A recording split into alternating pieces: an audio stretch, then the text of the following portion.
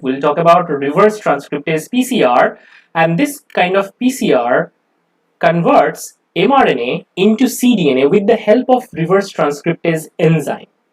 So with the help of reverse transcriptase enzyme, you can see mRNA is converted into a complementary DNA.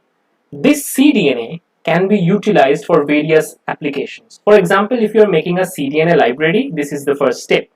In terms of gene expression analysis, cDNA preparation is the first step.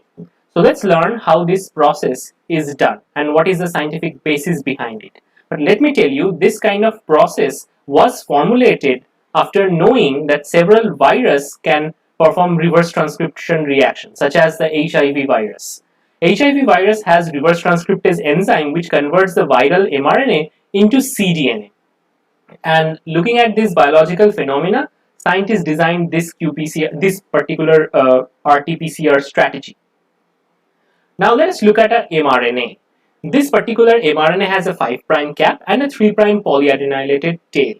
So the first step of this reverse transcriptase PCR is to form a primer, and generally the primer that is used in this kind of reaction is a oligo-DT primer, a stretch of T.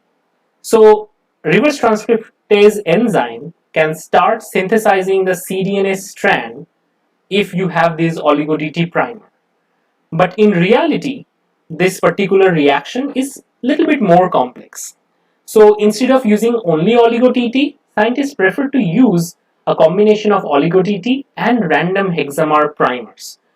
Now, from the oligo-DT, let's say this particular reverse transcriptase starts its journey, and wherever there is random hexamer, it can start a fresh set of elongation from that point.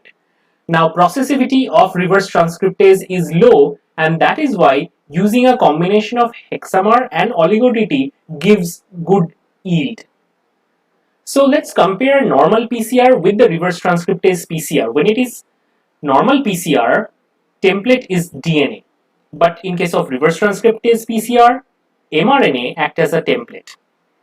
In normal PCR, forward and reverse primer cocktail is used, while in the reverse transcriptase PCR, oligo-DT and random hexamer primer is used.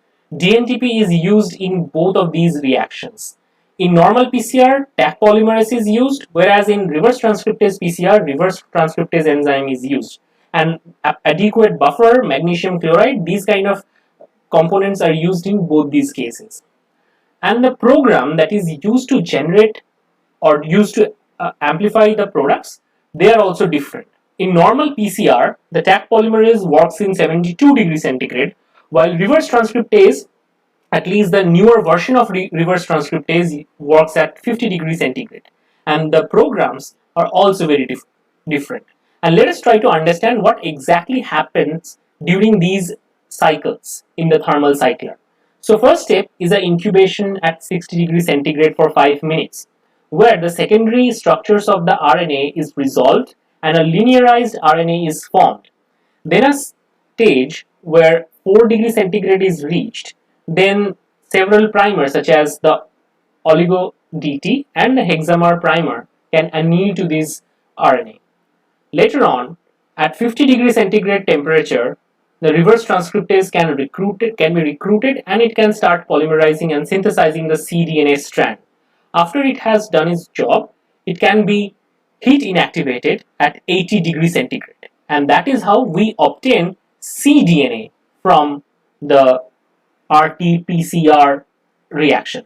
Let me tell you, RT PCR reaction is often confused with real-time quantitative PCR, but real-time quantitative PCR and reverse transcriptase PCR are two different things. But let me tell you that before quantitative PCR, you have to perform reverse transcriptase PCR to generate the cDNA altogether.